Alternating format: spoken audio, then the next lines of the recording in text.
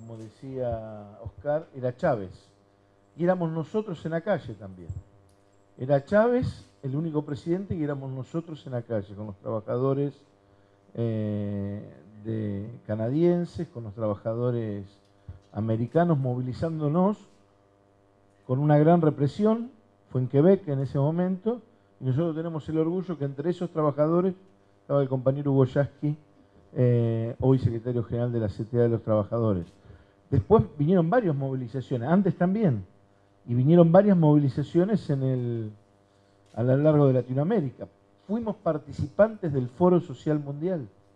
Nosotros veíamos a Evo Morales, veíamos a Correa, veíamos a Lula mismo, muchos dirigentes sin ser presidentes todavía, a venir a debatir con los trabajadores, organizaciones sociales, movimientos de derechos humanos, movimientos de cambio, de campesinos, que nos concentrábamos en Porto Alegre durante una semana para decir que otro mundo era posible y poder abrevar de las experiencias de diferentes colectivos que se planteaban en ese momento.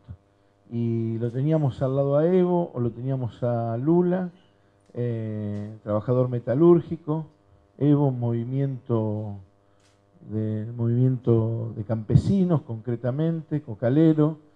Bueno, sí venía el comandante Chávez como presidente ya en el año 2001, y a partir de ahí se fueron dando esos procesos, y seguimos con las movilizaciones. Y en el 2005, en Mar del Plata hubo una gran movilización, y donde fuimos protagonistas también. Por eso la historia de las cumbres, de los gobiernos que posibilitaron un cambio, es la historia de los procesos de resistencia de los pueblos de Latinoamérica. Y en esto Cuba juega un papel fundamental, porque no es que Cuba estuvo ajena todos estos años a las cumbres de las Américas. En todo caso, estuvimos ajenos hasta el 2001 el conjunto de los pueblos de Latinoamérica. Y Cuba, a partir del 2001, con el comandante Chávez, y en todo el proceso que se dio y el Corona con la séptima cumbre, estuvo siempre presente.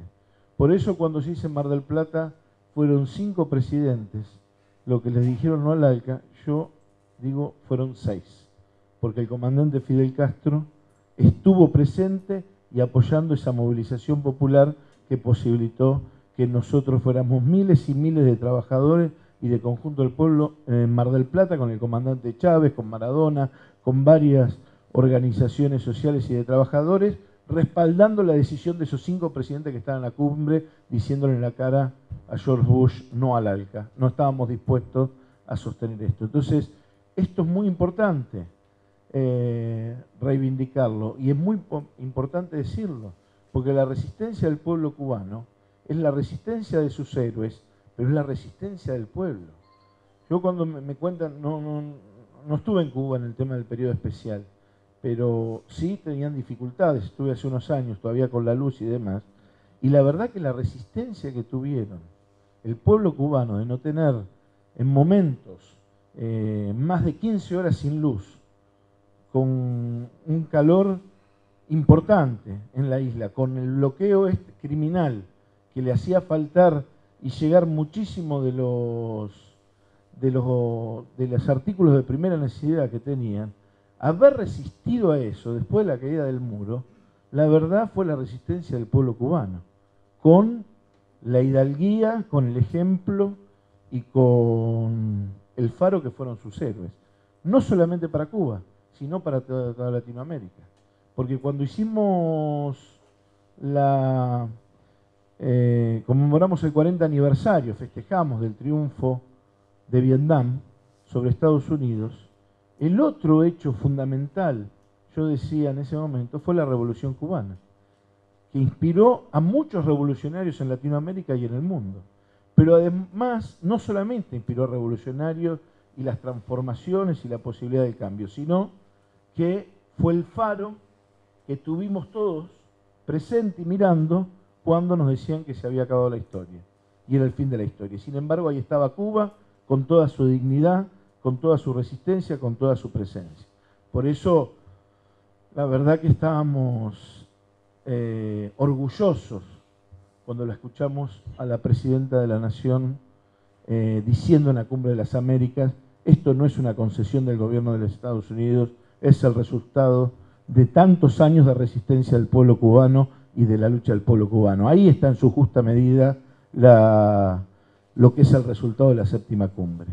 Y ahí el tema del movimiento sindical, nosotros creo que tenemos un gran desafío para adelante. Oscar nombraba UNASUR, Proceso de Integración, Mercosur, UNASUR, CELAC, el ALBA, otro gran proceso de integración de los pueblos en Latinoamérica, y nosotros que integramos una central de trabajadores, que además están en una internacional como la Confederación Sindical de las Américas y como la Confederación Sindical Internacional, y sabemos que hay otras organizaciones sindicales que no integran esta confederación, sino que hay otras federaciones, nosotros tenemos que procurar alcanzar la unidad con el conjunto de los trabajadores en cada rincón del planeta. En Panamá nosotros estuvimos en el Ejecutivo de la Confederación Sindical de las Américas.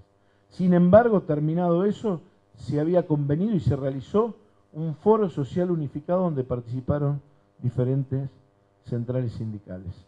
Nosotros tuvimos el orgullo, cuando le dijimos no al ALCA, de marchar codo a codo con los compañeros de la CTC de Cuba, con los compañeros de Venezuela y con diferentes colectivos, con los compañeros del PIT-CNT, con muchos compañeros de la CGT-P de Perú, con muchos compañeros que no integran la misma central sindical a nivel mundial que integramos nosotros. Integran otras o no integran. Ahora nosotros tenemos que procurar construir puentes de unidad, porque no es con la división de los trabajadores ni la división de los pueblos que vamos a poder seguir profundizando las acciones que necesitan estos procesos políticos en América Latina. El ataque a Venezuela, el ataque a Brasil, el ataque a Argentina, es el ataque a Latinoamérica. Así como cuando atacan a Cuba, nos atacan a todos nosotros, cuando atacan las democracias de nuestros países, nos están atacando a todos nosotros, porque en todo caso lo que están haciendo, aún con las dificultades que tenemos en nuestros países y aún no haber alcanzado los niveles de igualdad que nosotros pretendemos, pero sí con una conquista de derechos muy importante, el imperio, los monopolios, las corporaciones, el capitalismo financiero internacional no está dispuesto a seguir cediendo que nosotros le arranquemos conquista para el conjunto de los trabajadores. Y en ese sentido hay una declaración que la tienen ustedes, la repartimos, la declaración de la cumbre del Foro Social, de la cumbre sindical, del Foro Sindical que se hizo en Panamá, que tiene varias cuestiones. Tiene lo de Malvinas, saluda la presencia de Cuba en la cumbre, pero condena la declaración de guerra que Estados Unidos le hace a Venezuela y al pueblo venezolano, concretamente. Plantea el respaldo a los procesos de reestructuración de deuda en rechazo a las iniciativas del capital financiero internacional, el tema de los fondos buitres. Plantea lo de Malvinas y plantea una cuestión que nosotros no podemos dejar de tener en cuenta. Creo que hoy una de las formas de denominación han vuelto nuevamente con el tema de los tratados de libre comercio. No sean esto, como dice Oscar, que han aprendido y están buscando. Hay en ciernes un tratado Mercosur-Unión Europea, que está afortunadamente, porque tenemos gobiernos populares en América Latina, y en particular el caso de Argentina, ese tratado de libre comercio hoy está parado. Ahora, no quiere decir que permanentemente esté parado. Miren lo que está pasando en Brasil. El jaque están poniendo el gobierno de Brasil y el pueblo de Brasil porque quieren Petrobras. Quieren que les entreguen Petrobras, miles y millones de dólares, aparte de una fuente de energía estratégica. El tema del TISA, lamentablemente un gobierno como el gobierno de Uruguay, que es un gobierno del Frente Amplio, nos enteramos que han entregado al TISA, que reemplaza los acuerdos del GATT. Colombia, apoyamos el proceso de paz fervientemente, participamos del proceso de paz entre la FARC y el gobierno colombiano y reclamamos que también se haga con el Ejército de Liberación Nacional de Colombia. Ahora, eso no quiere decir que el gobierno de Colombia sea un gobierno que recepte las necesidades de nuestro pueblo. Está proponiendo también cuestiones que el neoliberalismo le está exigiendo en Latinoamérica. Entonces tenemos que estar muy atentos a estas cuestiones y nosotros en la cumbre, además de colocar estos puntos hemos planteado que hay derechos humanos fundamentales que no pueden ser objeto de los tratados de libre comercio. No solamente, y esto no hay que estar descuidados, porque hubo un borrador sindical que incluía la educación, la salud y el acceso al agua dentro de los tratados de libre comercio, simplemente decían que tenían que ser controlados o vigilados de alguna manera o someterlos a la mirada de las organizaciones sindicales. No, de ninguna manera. Educación, salud, acceso al agua, derechos humanos fundamentales, tenemos que resistir fuertemente porque no pueden ser objeto de tratado de libre comercio. Porque si forman parte de los tratados de libre comercio, pasan a convertirse en una mercancía. Y como tal, perdemos soberanía los países con respecto a las decisiones que se toman necesarias. Y como tal, salimos perjudicados los trabajadores y el conjunto de nuestro pueblo. Así que creo que estas cuestiones, construir mayor unidad del movimiento popular, mayores lazos de unidad de los trabajadores, el movimiento sindical, nos va a posibilitar, sin ninguna duda, seguir profundizando este proceso político.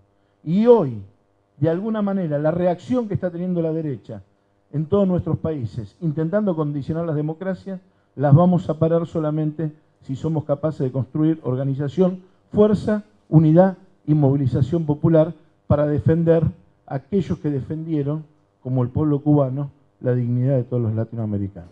Muchas gracias.